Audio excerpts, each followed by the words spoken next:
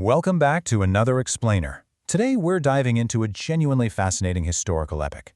We're going to uncover the chilling story of the only nation God literally never forgave. It's wild.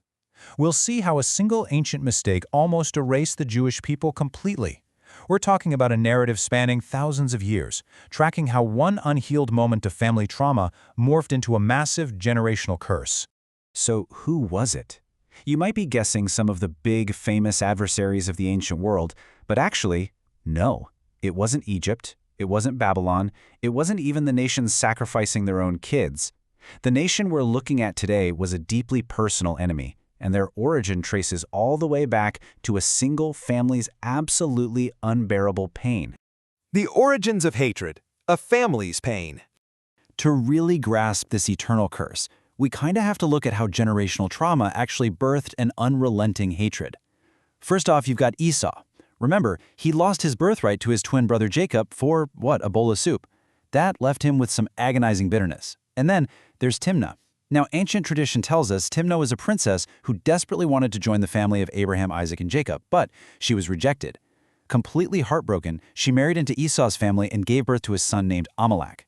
So think about Amalek growing up. He's constantly hearing these agonizing tales, his grandfather's stolen birthright, his mother's painful rejection.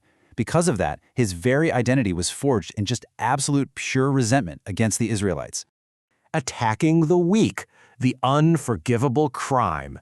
So this deeply rooted family feud, it didn't just stay in the family. It evolved into a horrifying act of pure cowardice. Picture this. The Israelites had literally just fled slavery in Egypt. They weren't a trained army, they were this massive, totally exhausted group of refugees. And the Amalekites? They didn't face the warriors head-on. No way. Instead, they snuck around to the back of the line and ruthlessly slaughtered the stragglers. The weak, the sick, the elderly, mothers struggling to carry their kids. It was completely unprovoked, baseless cruelty. The source texts actually make a super chilling note here, saying they showed zero fear of God. They had just completely lost their humanity at that point. Because of this unthinkable inhumanity, a devastating decree was issued. God declared eternal war against the Amalekites from generation to generation. I mean, this wasn't just a temporary squabble over land. They were marked as an eternal enemy, specifically because they chose a path of absolute, remorseless cruelty against totally defenseless people. Now watch how this builds over time. 400 years passed. Think about that. That is 16 generations of fathers burying children. Over all that time, the Amalekites had every single opportunity to choose peace. But they didn't. Instead, they allied with Moab to oppress Israel. Later on, they teamed up with the Midianites, swarming in like a plague of locusts to destroy Israel's crops for 7 straight years, until the people literally starved. By year 400, they attacked the city of Ziklag, burned it entirely to the ground, and kidnapped the families of David and his men. The sources actually say David's men wept until they physically had no strength left to cry. For 4 solid centuries, the Amalekites continually, actively chose relentless destruction. King Saul's fatal mistake, the cost of almost. This brings us to a massive historical tipping point. After 4 centuries of incredible patience and relentless Amalekite hostility, God instructed Israel's first king, King Saul, to completely eradicate this threat. The command was absolute, no compromises whatsoever. Now, while that sounds incredibly harsh to our modern ears, the historical context shows us this was the final judgment on a nation that had spent 400 years exclusively targeting the weak and vulnerable, and flat out refusing every single chance to change. So God's clear command was to destroy absolutely everything. But what does King Saul actually do? Well, he spared the Amalekite king, Agag, and kept the absolute best of the livestock. Saul basically thought he knew better. He chose partial obedience. He kept the enemy king alive, probably as this shiny political trophy to parade around, and saved the animals, pretending he was going to sacrifice them later. He took a direct, crystal-clear command and just edited it to fit his own preferences. When the prophet Samuel confronted him, he literally heard the bleating of the spared sheep in the background. Saul tried to make excuses, right? Claiming, oh, the animals are for religious sacrifices. But Samuel delivered an absolutely crushing verdict. To obey is better than sacrifice. Samuel exposed the hard truth. Partial obedience isn't some clever compromise. It's just flat-out disobedience. It's a form of rebellion and arrogance, thinking you somehow know better than the one giving the orders. Saul lost his throne that day, but tragically, the consequences didn't end there. The echo 500 years later, a near extinction. See, Saul's seemingly small compromise didn't just cost him his crown, it set a ticking time bomb for the entire Jewish population. Fast forward another 500 years.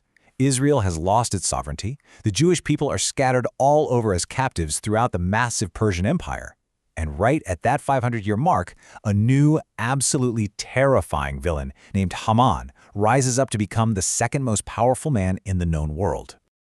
And here is the massive twist that ties this whole explainer together. Haman wasn't just some random Persian official. He was an Agagite. Do you know what that means? It means he was a direct blood descendant of King Agag. His very existence was the direct, horrific consequence of King Saul keeping just one single man alive 5 centuries earlier. The seed Saul refused to crush grew into an absolute monster. Because a Jewish man named Mordecai refused to bow to him, Haman's ancient Amalekite hatred just completely flared up. And he didn't just want to kill Mordecai. No, he manipulated the Persian king into signing a decree to eradicate every single Jewish man, woman, and child in the empire. Think about the sheer scope of this plot for a second. If Haman had succeeded, the Jewish race would be totally gone. The temple would never be rebuilt, the lineage of the Messiah cut off. The entire biblical story of salvation would have been erased. All of this hung in the balance because of one smart compromise 500 years prior. But you know, history has a remarkable way of coming full circle. In a brilliant stroke of poetic justice, the ones who finally stand up to Haman are Queen Esther and her cousin Mordecai. And guess where they came from? They were descendants of the tribe of Benjamin, the exact same family tribe as King Saul. The narrative beautifully reveals God using Saul's own descendants to finally finish the job that Saul had abandoned half a millennium earlier. Haman was defeated and the Jewish people were saved. Your life's hidden egg, the danger of compromise. As we pull this all together, we have to look at how this ancient butterfly effect applies directly to our own choices today. Look, just like Saul, when we compromise in our lives, we rarely stand up and announce we're rebelling. We don't wake up and say, I'm going to do the wrong thing today. Instead, we disguise it. We completely trick ourselves into thinking we're just being practical or showing mercy or making a smart exception. Saul thought saving the king was a clever political move. It felt right in the moment. So what does that actually look like for us today? Think about your own modern-day Agags. Maybe it's an unhealthy relationship that you know is pulling you down, but you tell yourself, I can handle it. Maybe it's deep-seated resentment that you've cleverly rebranded as just setting healthy boundaries. Or perhaps it's a destructive habit that you try to manage rather than eliminate completely. Listen, what you compromise with today, these modern Agags you keep alive in the background, could be the exact monsters that your future and even your children will have to fight tomorrow. I really want to leave you with this final, provocative thought. Saul thought he had completely gotten away with his compromise, right up until the prophet Samuel heard the bleating of the sheep. If someone examined your life today, what hidden compromise is bleeding in the background? What is that one thing you were supposed to let go of but you're still keeping alive? History clearly shows us the massive danger of the butterfly effect. Please don't let your almost become tomorrow's catastrophe. Thanks so much for joining me for this explainer, and I'll see you next time.